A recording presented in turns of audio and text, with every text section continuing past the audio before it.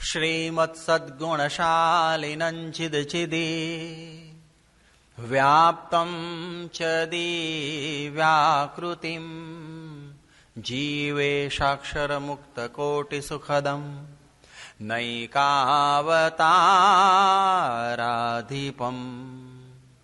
ज्ञेयं श्रीपुरुषोत्तमं मुनिवरैर्वेदादिकीर्त्यं विभुं तं मूलाक्षरयुक्तमेव सहजा नन्दं च वन्दे सदा। श्री सहजानंदाय नमो नमः। श्री अक्षर पुरुषोत्तमाय नमो नमः। श्री भगतजी महाराजाय नमो नमः। श्री शास्त्रीजी महाराजाय नमो नमः। श्री योगीजी महाराजाय नमो नमः। श्री प्रमुख स्वामी महाराजाय नमो नमः। અત્યારે વિશ્વની અંદર મુખ્ય 11 ધર્મો કહેવાય છે. પછી એના પેટા ધર્મો અને એ બધું ગણીએ તો હજારો ને લાખોમાં જાય. પરંતુ મુખ્ય 11 ધર્મો છે અને ઇતિહાસ આપણને કહે છે કે સૌથી જૂનામાં જૂનો ધર્મ એ સનાતન વૈદિક હિન્દુ ધર્મ છે. મેક્સ મુલરે પણ કહ્યું કે the oldest book in the world library is Rigveda. Rigveda એટલે જ આપણા વેદો, જે કોઈ મનુષ્યોએ નથી આપ્યા પરંતુ પરમાત્માએ આ વેદો આપેલા.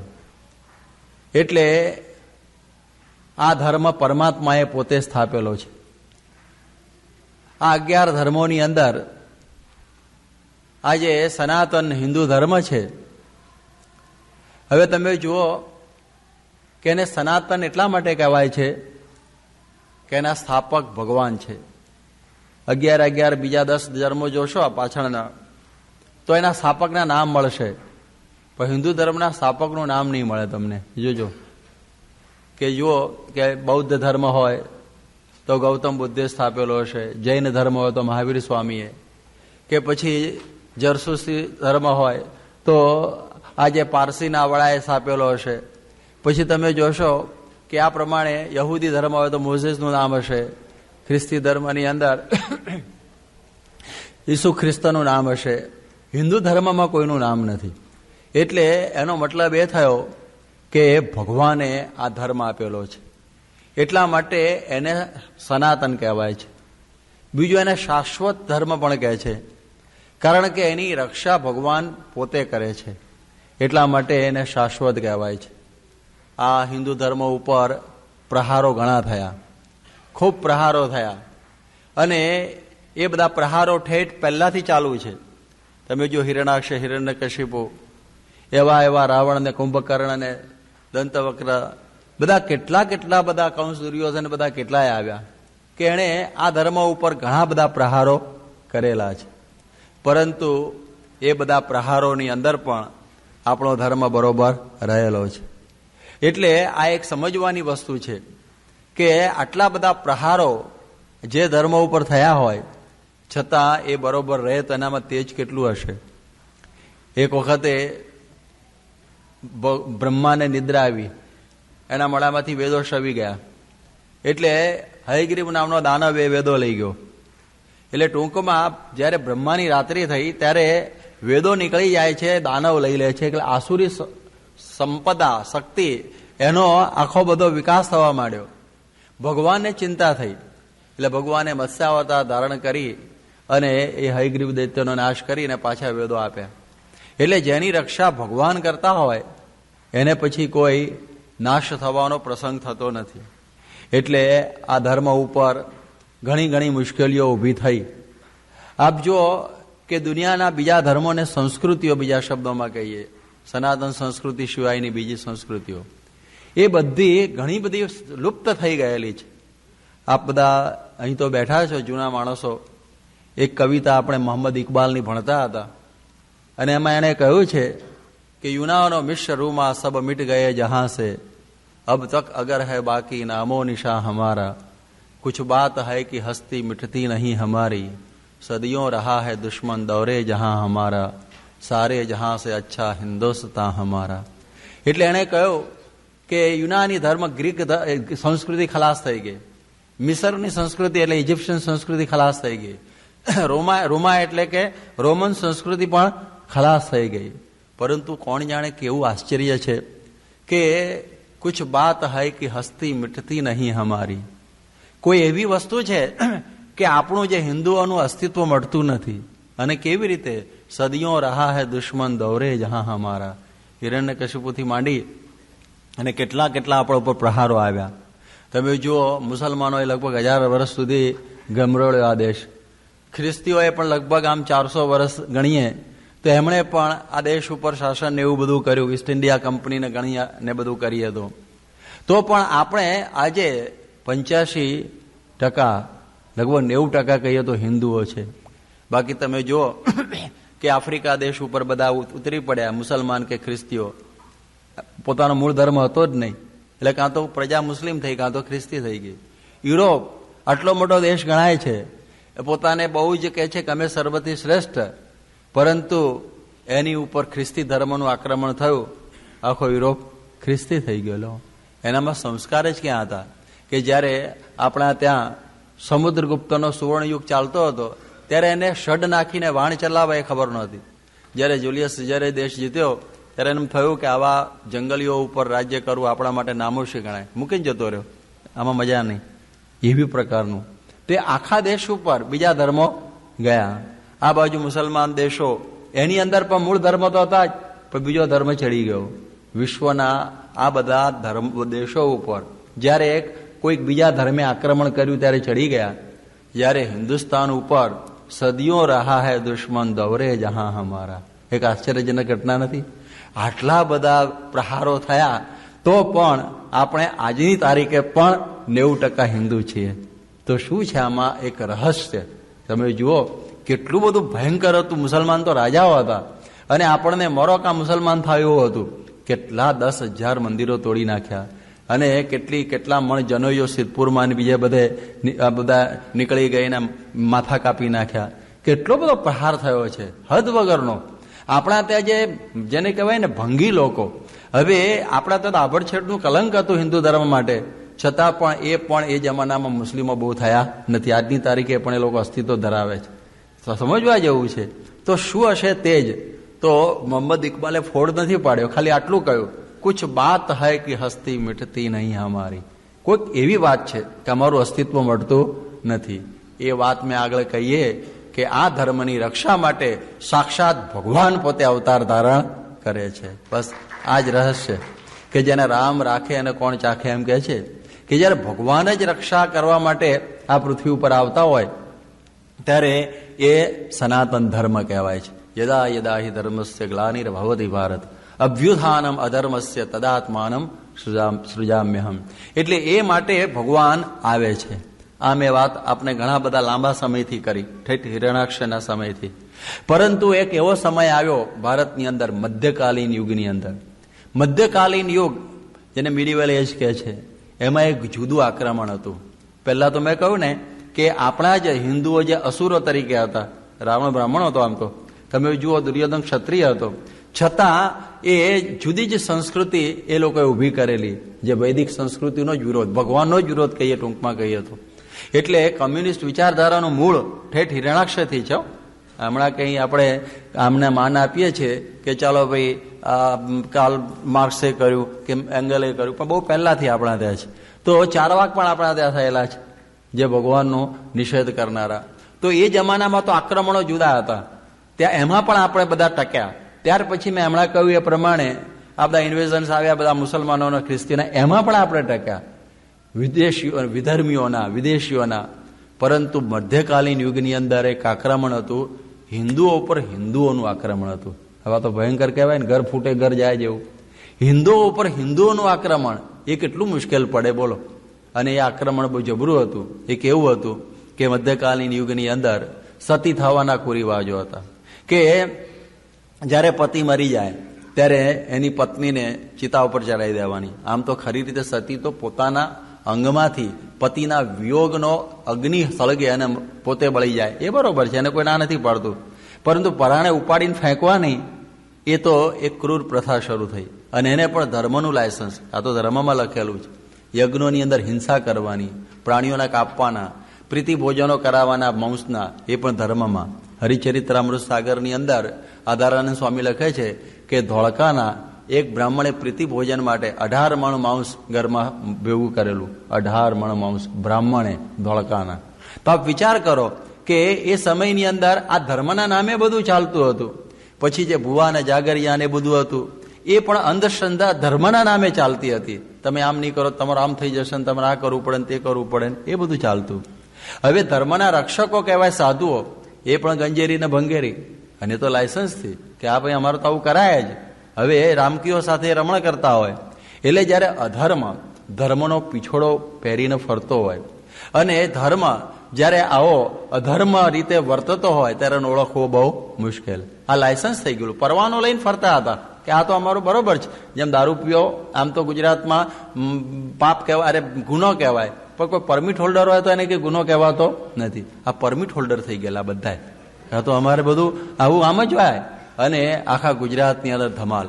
આ બાજુ ઠેઠ તમે જુઓ કાબુલથી ઠેઠ ટિબેટ સુધી આ બધા સંન્યાસીઓના સાધુઓના ટોળે ટોળા જતા, આખા દેશને બરબાદ કરતા, જ્યાં તીર પડે ને એમ પડતા, અને જુવાન છોકરાઓના ઉપાડી જતા, વહુ અને દીકરીઓના શિયળ એને લૂંટતા, અને બધા મસ્ત પાડા જેવા થઈને ફરતા. એવી પ્રકારના જીપ્સીઓની જમાત હતી આપણી.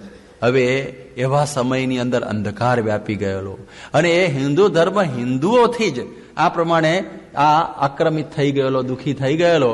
ત્યારે એવા સમયની અંદર આવો એક વિચિત્ર અંધકાર વ્યાપેલો. ત્યારે એ સમયમાં જ્યારે મેં આગળ કહ્યું એ પ્રમાણે કુછ બાત હૈ, એક વાત એવી છે કે એના માટે ભગવાન પ્રગટ થાય છે. તો આપણા બહુ સદભાગ્યે આવા એક વિષમ કાળની અંદર પ્રેમે પ્રગટ્યા રે, પ્રેમે પ્રગટ્યા રે સૂરજ સહજાનંદ, અધર્મયંધારું ટાળ્યું, માયા રાત મુમુક્ષુની ટળી, થયું હરિમાળતા, થયું હરિમાળતા પૂરણ પરભાત, અધર્મયંધારું ટાળ્યું.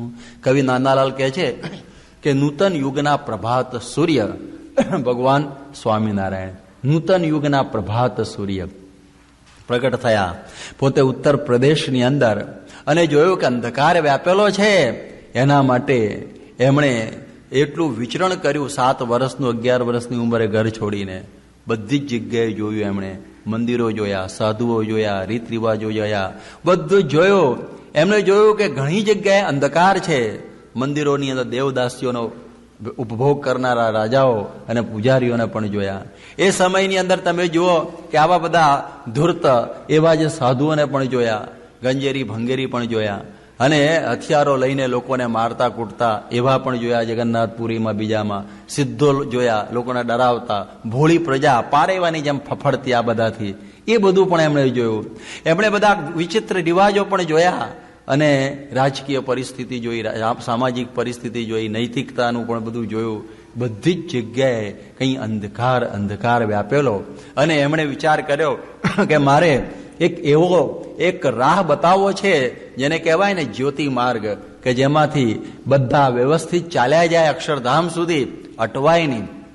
ત્યારે એમણે શું આપ્યું? તો વિજ્ઞાને વિલયંગતે પ્રસરતી ક્ષૌણ્યામ તમસ્યાંતરે, દિગ્મૂઢેષુ ભવાગ્દગેષુ પરિત પીડૈકશેષે વિધૌ, કારુણ્યાદવતીર્ય મુક્તિજનનીમ શિક્ષામદાદ્યામિમામ, સાક્ષાદક્ષર દિવ્યધામ નિલય સ્થામનવહમ ચિંતયે.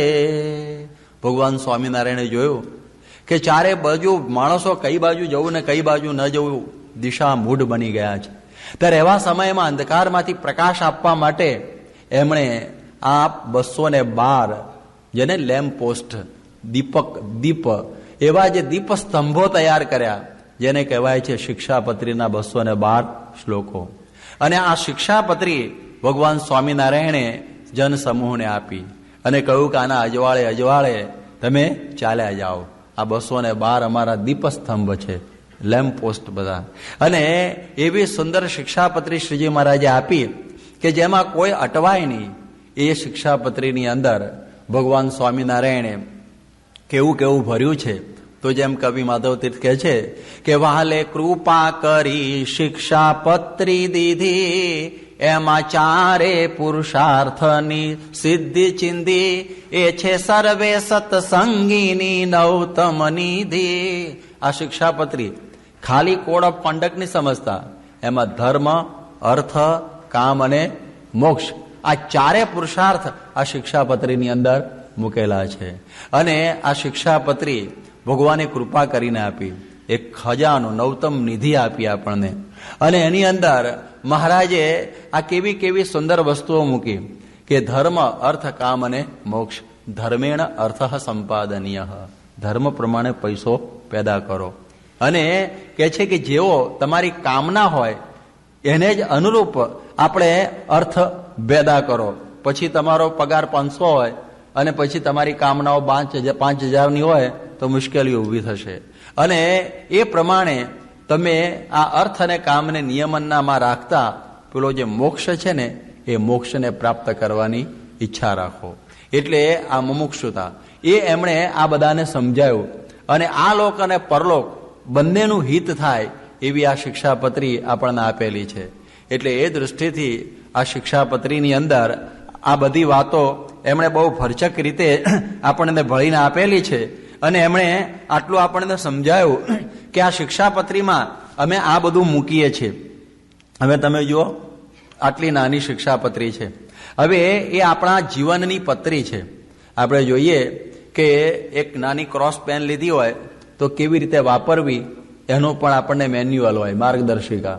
તો પછી આપણો આવો મોંઘો મનુષ્ય દેહ, મેં ગયા રવિવારે વાત કરેલી કે $5,000 ટ્રિલિયન કેમ વાપરવું એનું મેન્યુઅલ જોઈએ કે નહીં? તમે ખાલી એક ટીવીને કેમ વાપરવું, અને તો જેમ તેમ બગડી જાય. અમારા દેશમાં અહીંથી પરદેશમાં ગયા હોય, પરદેશથી દેશમાં ગયા હોય અને મોટર ખરીદી હોય તો ગામડામાં મૂકી રાખ્યું હોય ઢાંકીને. અમે કે કેમ વાપરતા નથી? કે ભાઈ અમેરિકા જતો રહ્યો છે, આ વધારે વાપરશે. મૂક તમે, આપણને ક્યાં ફાવે છે? તો જો કરવા જાય તો બગડી જાય. તેવી રીતે આપણો આટલો મોટો મોંઘો દેહ, તો મેન્યુઅલ તો કોઈ હોવું જોઈએ કે નહીં? સમજાય છે ને? કોઈ મેન્યુઅલ. તો આ શિક્ષાપત્રી છે આપણો શાસ્ત્ર, મેન્યુઅલ ઓફ મેનકાઇન્ડ. આમ તો બધા શાસ્ત્રોને મેન્યુઅલ ઓફ મેનકાઇન્ડ કરેલું છે કે જીવન કેમ જીવવું એ આપણને આ શાસ્ત્રો બતાવે. પણ શાસ્ત્રો કેટલા અનંત પારમ કેલ શબ્દ શાસ્ત્રમ, અરે મોટો દરિયો છે. અને હું વાંચવાના, હવે હું અત્યારે આમ વેદાંતાચાર્ય છું પણ મેં વેદ નથી વાંચ્યા પૂરા. વેદાંત એટલે ઉપનિષદો, ગીતા અને બ્રહ્મસૂત્રો, એમાં હું તૈયાર થયો. પરંતુ વેદો તો મેં નથી પૂરા વાંચ્યા. તો આપણે બધા 4 વેદ, પછી 50 ઉપવેદ, વેદના અંગો, વળી 18 પુરાણ, ભારતાદિક ઇતિહાસ, ક્યાં નવરા છીએ આપણે આટલું બધું કરવા? આપણે બધું ક્યારે બધું પતે અને કેટલું વાંચીએ, અને એમાંથી કયું હાથમાં લેવું, કયું પકડી જાય પાછી ઉપાધિ ખબર ન પડે કે આજ મારા માટે કામનું છે. પાછું બીજી તકલીફ તો એ છે. એટલે પછી આપણે એમાં અટવાઈ જઈએ. પાછું એમાં કેટલી કે કોઈ છે ને, ધ્યાન એને પશ્યંતી આત્માનમ કેચિદ આત્મના કેચિદ સાંખ્ય યોગે ને કર્મયોગે ને ચા પરે. કોઈ કર્મયોગની વાત આવે, સાંખ્યની આવે, યોગની આવે, વિશેષિકની આવે, સાકારની આવે, નિરાકારની આવે, ભક્તિની આવે, જ્ઞાનની આવે, અરે તપની, યોગની, દાનની, હેરાન પરેશાન થઈ જાય, કઈ પકડવી. એટલા માટે કહ્યું કે ભગવાન સ્વામિનારાયણે બહુ સુંદર વાત કરી કે સમસ્ત શાસ્ત્ર દુગ્ધાબ્ધિ મધ્ય ધ્રુતો મનુત્તમમ શિક્ષાપત્ર અમૃતમ કિંચિત અમૃતત્વાય કલ્પતે. ભગવાન સ્વામિનારાયણે આખો સાગર છે ને આ ગાગરની અંદર ભરી દીધો 212 શ્લોકની અંદર. એટલે જેમ આપણે ઘી જોઈતું હોય તો પછી આપણે ગાય રાખવીને છાણવા સીધું કરવું, લમણાજી કરવી, એને પછી દૂધમાંથી દહીં ને પછી એનું પછી છાશ ને પછી ઘી, માખણ ને ઘી કરવું. પણ સીધું જ કોઈ ઘી આપી દે તો આ સીધું આપી દીધું. માયાદત્ત પાંડે, જે પ્રમુખ સ્વામીને પણ થોડું ભણાવેલા, એમણે એ કહેતા કે સ્વામિનારાયણ શિક્ષાપત્રી એટલે સાગર ગાગરમાં ભરી દીધો. એટલી સુંદર આ શિક્ષાપત્રી આપી. 360 શાસ્ત્રોના 3831 શિક્ષા વચનોને આ શિક્ષાપત્રીમાં સમાવવામાં આવેલા છે. એટલે આપણને એનો ખ્યાલ આવે. એનું જે ભાષ્ય છે શિક્ષાપત્રીનું અર્થદીપિકા શતાનંદ મુનિનું, એમાં આ બધો આપણને ઇતિહાસ મળે છે. તો આ ભગવાન સ્વામિનારાયણે આપણને આ કૃપા કરીને આ શિક્ષાપત્રી આપી. અને મહારાજે એ સમયની અંદર એક જબરજસ્ત ક્રાંતિ કરેલી. અને એ સમયની અંદર આપણને કહ્યું કે મારે લોકોને મોક્ષ સુધી લઈ જવા છે. એટલે હું કોઈ હિન્દુ ધર્મથી નવો ધર્મ સ્થાપવા માટે આવ્યો નથી, પરંતુ હિન્દુ ધર્મની ફૂલવાડીની ભાંગેલી પાળોને સમારવા આવ્યો છું. આ બધા સમારકામનું છે બધું, કે જ્યાં જ્યાં ગાબડા પડેલા એમણે સમાર્યા. I come not to destroy but to harmonise. એમણે આ અદભુત વાત કરી. એટલે લોકો એમ સમજે કે સ્વામિનારાયણ નવો ધર્મ છે હિન્દુ ધર્મથી. એવું નથી. સ્વામિનારાયણ સંપ્રદાય છે, હિન્દુ ધર્મની વૈષ્ણવી શાખા છે. ખૂબ યાદ રાખવાનું. પણ આપણે કોઈ નવો ધર્મ સ્થાપવા શ્રીજી મહારાજ આવ્યા નથી. જેમ જૈન ધર્મને, ખ્રિસ્તી ધર્મને, શીખ ધર્મને, એવી રીતે સ્વામિનારાયણ ધર્મ નથી, પરંતુ સંપ્રદાય છે. એ પણ બરોબર આપણે ખ્યાલ રાખીએ. એટલે એ દ્રષ્ટિથી શ્રીજી મહારાજે આવી વાત આપણને સમજાવી. અને એ વખતે મહારાજે કહ્યું કે આ અમારી શિક્ષાપત્રી કેવી છે કે કાપ્યંજલ શલાકેય મંતસ્તિમિરહારિણી પ્રજ્ઞા દૃષ્ટિ પ્રકાશાય શિક્ષાપત્ર્યુપસેવ્યતામ. આ જેમ આપણા આંખની અંદર કંઈ પેલું થયું હોય મોતીઓને, પછી આમ કાઢી નાખે તો અજવાળું થઈ જાય, એવી રીતે અંજન શલાકા જેવી આ શિક્ષાપત્રી છે. વિવેક દ્રષ્ટિ આપે, ડૂઝ એન્ડ ડોન્ટ્સ, શું કરવું અને શું ન કરવું, એવી આપણને એક દૃષ્ટિ આ શિક્ષાપત્રી આપણને આપે છે. એવી વાત મહારાજે કહ્યું. વળી આ શિક્ષાપત્રી કેવી છે તો સંસાર કરદમ વિવર્તન પંકિલાનામ નૈર્મલ્યમાં કલયિતુમ રચિતાવતારામ. કે આપણે સંસારરૂપી કાદોમાં હંમેશા કંઈ ને કંઈ ખરડાતા હોય છે. ગમે એટલું સાચવીએ તો એવું થઈ જ જાય. સંસાર છે જ એવો. એક ભાઈ આમ સરસ કપડાં પહેરી રહ્યા હતા અને આમ પડી ગયા અને કપડાં બગડી ગયા. અમે કહું ભાઈ આ હું કે લપસી, ખબર ઘણી રાખી તે પણ ચીકણી ભૂમિ હતી, લપસી ગયો. એવી રીતે આ સંસારમાં છે ને કાદવ લાગી જ જાય. ગમે એટલું તમે સાચવો ને તો એમાંથી જેને નિર્મળી કરવા વાળી આ શિક્ષાપત્રી, સંસાર કરદમ વિવર્તન પંકિલાનામ નૈર્મલ્યમાં કલયિતુમ રચિતા અવતારામ. એના માટે આ શિક્ષાપત્રી શ્રીજી મહારાજે સંસારનો મળ ધોવા માટે કેટલી સુંદર કૃપા કરીને આપણને આપેલી છે. એટલે એમાં મહારાજે બહુ સુંદર રીતે આપણને આ બધું સમજાવ્યું છે શિક્ષાપત્રીની અંદર. આટલું કરવું, આટલું ન કરવું. આ પેલું દંડપત્રી નથી. તમે જુઓ અમુક શાસ્ત્રોમાં તો એવું છે કે તમે આ નહીં કરો તો કુંભીપાક નરક, રવરવ નરક, પછી આ નરક. બોલો બિચારો ગભરાઈ જાય કે મરી ગયા, પતી ગયો એમ લાગે ને. જ્યારે આ કેવી શિક્ષાપત્રી છે, જેમ દીકરી સાસરે જતી હોય અને એની મા એના માથા ઉપર ને બરડા ઉપર હાથ ફેરવતી એને શિખામણ આપે ને, એ પ્રકારની આ પ્રેમપત્રી છે, કોઈ દંડપત્રી નથી. કેટલી સુંદર મહારાજે આપેલી છે.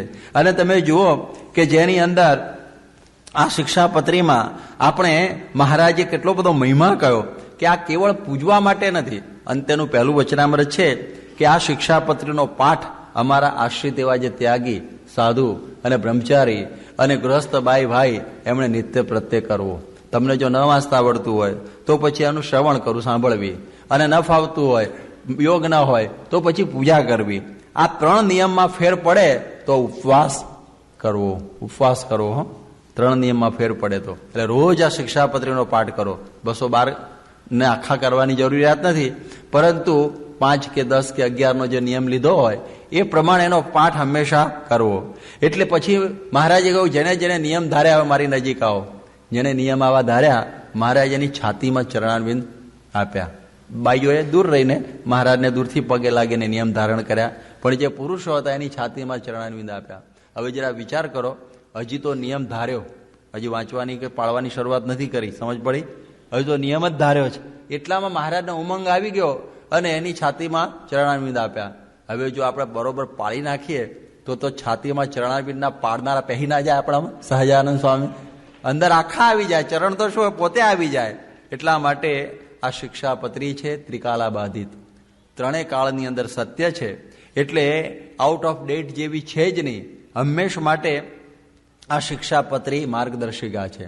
સર જ્હોન માલ્કમને જ્યારે મહારાજ 1830ની 22મી ફેબ્રુઆરીએ જ્યારે રાજકોટની અંદર મળેલા, આપણે લાંબી વાત નથી કરતા, પણ એ વખતે મહારાજે એમને શિક્ષાપત્રી આપેલી. અને એ શિક્ષાપત્રી જ્યારે એને આપી બહુ ખુશ થઈ ગયો, કારણ કે એને કહ્યું મહારાજ તમારું કોઈ કોડ ઓફ કન્ડક્ટ જેવું આપો, માર્ગદર્શન આપનારું શાસ્ત્ર. મહારાજે શિક્ષાપત્રી આપી, માથે ચડાવી.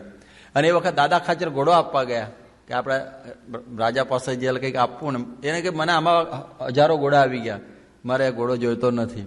હવે એને તો કંઈ આ તો શિક્ષાપત્રી ગુજરાત સંસ્કૃત અને ગુજરાતીમાં જ અત્યારે આપણે બધાને ખબર જ છે. ઇંગ્લેન્ડમાં ઓક્સફર્ડમાં બોડલિયન લાઇબ્રેરીમાં શિક્ષાપત્રી એની એ જ છે, અત્યારે બિરાજમાન છે. તો એ શિક્ષાપત્રીનું એને મોનિયર વિલિયમ્સ પાસે અંગ્રેજી કરાયું. સદભાગ્ય આપણી પાસે એ કોપી પણ ઓરિજિનલ આપણી પાસે છે, મોનિયર વિલિયમ્સ વાળી પણ. એટલે એ એણે વાંચી અને બહુ પ્રસન્ન થયેલો. ત્યારે આપણને આ થોડો ખ્યાલ આવે કે આ શિક્ષાપત્રી આજે મહારાજે લખેલી અને મહારાજે આપેલી એનો પુરાવો પણ આજે ઇંગ્લેન્ડની અંદર છે. એટલે આપણને આમાંથી ખ્યાલ આવે. અત્યારે તો એનું ભાષાંતર 25 ભાષાઓની અંદર થઈ ગયું છે, દેશી અને વિદેશી બધી ભાષાઓની અંદર. અને આ શિક્ષાપત્રી શ્રીજી મહારાજે સત્સંગી જીવનની અંદર મૂકેલી છે કે શતાનંદે અને મુનિના મધ્ય સત્સંગી જીવનમ ગ્રથિતામ ભગવત પ્રોક્તામ શિક્ષાપત્રી મહામશ્રય. આ હું જે બધા બોલું છું એ શિક્ષાપત્રીના મહિમાના શ્લોકો છે જે કૃષ્ણાચાર્ય પંડિતે બનાવ્યા છે. તો આ સત્સંગી જીવનનું 4થું પ્રકરણ, એનો 44મો અધ્યાય એટલે શિક્ષાપત્રી. એટલે આપણે અત્યારે જે કથા કરીએ છીએ ભાઈ, એ સત્સંગી જીવનની જ કથા કરીએ છીએ.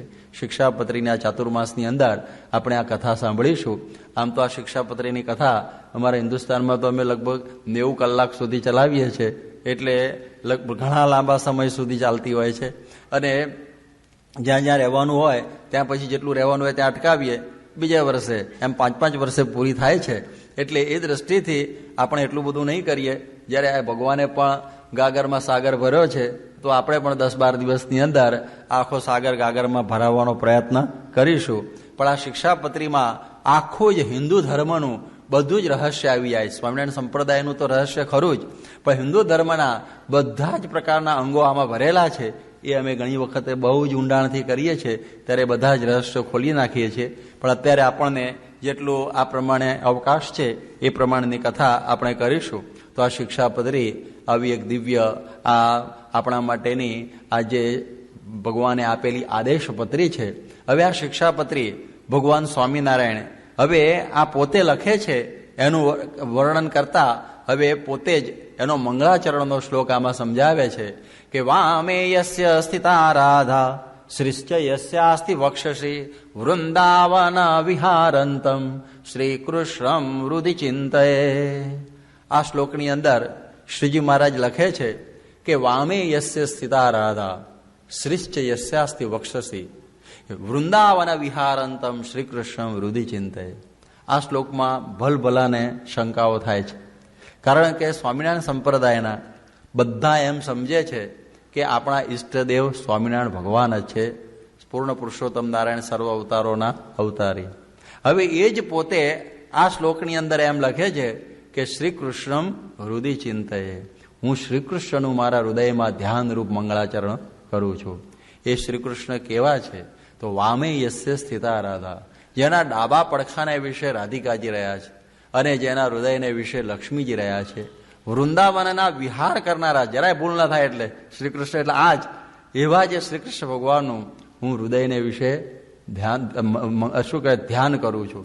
હવે આપણે જરા આમાં વિચાર કરીએ કે બધા જ સ્વામિનારાયણ સંપ્રદાય સિવાયના હિન્દુ ધર્મના બધા લોકો સમજે છે કે સ્વામિનારાયણ વાળા તો એમના જ ઈષ્ટદેવને સર્વોપરી કહે છે. આપણે બધા જ માળા ફેરવીએ છીએ, કોઈ શ્રી કૃષ્ણ શરણમ મમની ફેરવતા નથી. આપણે બધા જ સ્વામિનારાયણ મંત્રની માળા ફેરવીએ છીએ. એ પછી વડતાલવાળા હોય કે પછી અમદાવાદવાળા હોય કે મણિનગરવાળા હોય કે બોજાસણવાળા, બધા સ્વામિનારાયણ મંત્રની માળા ફેરવે છે. તો આપણો જે મંત્ર સ્વામિનારાયણ, દરેક એવી ઈચ્છા રાખે કે ધામમાં જ્યારે દેહ મૂકીને ક્યાં જવું, કોઈ એમ નથી કહેતો કે મારા પિતાશ્રી ગોલોકવાસી થાય કે કૈલાસવાસી થયા. બધા જ લખે છે અક્ષર નિવાસી થયા. અક્ષરધામમાં જવાની જ આકાંક્ષા આપણા ત્યાં. તો આપણો મંત્ર સ્વામિનારાયણનો, આપણા ઈષ્ટદેવ સ્વામિનારાયણ, આપણું જે ધામ છે એ પણ અક્ષરધામ. તો આ પહેલા શ્લોકની અંદર આ આવ્યું. અને મહારાજે વળી પાછું આટલું જ લખ્યું, પણ ભાષાંતર કરતા એ તો પોતાના ઈષ્ટદેવ એવા જે શ્રી કૃષ્ણ ભગવાન એમ ઉમેર્યું. એનું કારણ એ છે કે 108મો શ્લોક પાછો આવો જ છે ત્રણ જગ્યાએ આ મંગળાચરણ છે, એક મધ્યમાં છે, એમાં પણ એમ કહ્યું છે ને કે સશ્રી કૃષ્ણ પરબ્રહ્મ ભગવાન પુરુષોત્તમ ઉપાસ ઇષ્ટ દેવો ન સર્વાવિભાવ કારણ, સર્વ અવતારના અવતારી અને આપણા ઈષ્ટદેવ એવા જે શ્રી કૃષ્ણ ભગવાન. હવે એ તો એવું લખ્યું છે આમાં, અને એ લખનાર પણ સ્વામિનારાયણ ભગવાન જ છે, યાદ રાખજો. તો આપણને આ થાય. અને છેલ્લે લખે છે કે તનોતુ કૃષ્ણો ખિલ મંગલમ નહ, એવા જે શ્રી કૃષ્ણ ભગવાન અમારા સર્વનું મંગળ કરો. તો ભલભલો ગોથા ખાઈ જાય કે નહીં? તમે ગમે તેને આપો શિક્ષાપત્રી એટલે એમ કહેશે કે તમારા સ્વામિનારાયણ કૃષ્ણના ભગત પાક્કા હો, કહેવું પડશે. આટલું જ કહે તમને. બોલો, કોઈને પણ શિક્ષાપત્રી આપો તો એમ જ કહે છે કે સ્વામિનારાયણ એ કૃષ્ણના જ પરમ ભક્ત છે, કૃષ્ણ ભક્ત. આટલું કે બરોબર એવું જ સમજાયું છે. તમે જુઓ પહેલાથી છેલ્લે સુધી 36 વખત કૃષ્ણનું નામ આવે છે આ શિક્ષાપત્રીમાં, 36 વખત. એટલે ભલભલો ચક્કરમાં પડી જાય એવું છે. એટલે આપણે આ જ મૂલવીશું. આગળ ઉપાસના કાંડ આવશે 108મા શ્લોકથી. તો સ્વામિનારાયણ ભગવાન એ અવતારોના અવતારી કેવી રીતે છે શિક્ષાપત્રીથી જ આપણે સાબિત કરીશું. એટલે એ આપણે જરા સમજવાની ખૂબી છે. તો હવે અહીં મંગળ કર્યું છે શ્રીજી મહારાજે. હવે મંગળનો અર્થ એટલા માટે હું તમને સમજાવું છું કે કોઈ પણ શાસ્ત્ર થાય ને તો હંમેશા મંગળાચરણ થતું હોય છે. આપણે જ્યારે પ્રવચન કરવાનું હોય તો પણ અમે મંગળાચરણ કરતા હોય છે. અને ચોરો ચોરી કરવા જાય તો ગણેશ શું કરીને બિચારા શરૂ કરતા હોય છે. દરેકમાં મંગળાચરણ હોય છે, એવું કંઈ નહીં. સારા ખોટા કામમાં બધાએ મંગળાચરણ કરતા હોય છે. તો પછી અહીંયા આગળ ભગવાન મંગળાચરણ કરે છે. તો યાદ રાખીએ આપણે કે મંગળાચરણ છે ને હંમેશા પોતા કરતા બીજાનું થતું હોય છે. પોતાનું મંગળાચરણ કોઈ કરે નહીં. દાખલા તરીકે હું ગ્રંથ લખું અને પછી પહેલી શરૂઆત કરું કે વિવેક સાગરાય નમઃ, તો કોક કે ગાનું હારા ઉપલું ખાલી લાગે છે. પોતાના ગ્રંથનું મંગળાચરણ પોતે શરૂ કરી દીધું, એવું તો શોભે નહીં. તો શ્રીજી મહારાજે એક શિષ્ટાચાર સાચવ્યો છે. આગળના અવતારોને સન્માન આપેલું છે. આગળના અવતારોને સન્માન આપ્યું છે. જુઓ કેટલી અદ્ભુત વાત. આ બધા વૈષ્ણવો સમજે છે. કંઈ ભલે શ્રી કૃષ્ણ ભગવાનની ભક્તિનું શ્રી સ્વામિનારાયણે પોતે લખ્યું, પણ એમના ઉપાસકો તો સ્વામિનારાયણની જ ભક્તિ કરે છે. અને આ એક આગળના નજીક થયેલા અવતાર 5000 વર્ષ પહેલા શ્રી કૃષ્ણ, એનું સન્માન. કેટલું સુંદર શિષ્ટાચાર સાચવે છે શ્રીજી મહારાજે. યાદ રાખજો, આ ઉપાસનામૂલક શ્લોક નહીં સમજતા, શિષ્ટાચાર સાચવ્યો છે. જ્યારે રામ ભગવાનને જ્યારે લંકા ઉપર જવું હતું અને એ વખત પુલ કરવાનો હતો, પોતે તો ભગવાન જ હતા, છતાં તમને ખબર હશે કોનું પૂજન કરેલું? મહાદેવનું. મંગળાચરણ કોનું કરેલું? મહાદેવ. અને એ મહાદેવનું નામ પછી પડ્યું રામેશ્વર. એટલે જ્યારે ભગવાન રામે મહાદેવની પૂજા કરી એટલે કંઈ રામ ભગવાન મટી જતા નથી. એક શિષ્ટાચાર સાચવ્યો છે. જ્યારે શ્રી કૃષ્ણ ભગવાનની પત્ની જાંબુવતીને પુત્રની ઈચ્છા હતી ત્યારે બિલેશ્વર મહાદેવનું પૂજન કર્યું. એટલે એનો મતલબ એમ નથી કે શ્રી કૃષ્ણ ભગવાન મટી જાય છે. તુલસીદાસે રામાયણ કર્યું, સ્તુતિ શિવની આગળ કરેલી છે. એટલે પોતાના ઈષ્ટદેવ છે એનો મહિમા તો દરેકને જ. તો અહીંયા આગળ પણ સમજીએ કે ભગવાન સ્વામિનારાયણે અહીંયા આગળ કૃષ્ણનું મંગળાચરણ કર્યું એટલે પોતે ભગવાન મટી જતા નથી. એક શિષ્ટાચાર સાચવ્યો. આટલી વાત જરા થોડી સમજશો તો આગળ ગાડી ચાલશે. અને વળી તમે જુઓ કે એમાં પાછું શું કહે છે કે એ ભગવાન કેવા છે? એકલા શ્રી કૃષ્ણ વૃદ્ધિ ચિંતા એ નહીં, કોરા રાધિકાએ સહિત એવા જે શ્રી કૃષ્ણ, એનું ચિંતન કરીએ છીએ. અને રાધિકા ક્યાં છે? વામે યસ્ય સીતા રાધા. ભક્ત છે ને એ હંમેશા ડાબી બાજુએ હોય, કારણ કે ભગવાનને રક્ષણ કરવાનું હોય. પહેલાના વખતના રાજાઓ પત્નીને ડાબી બાજુ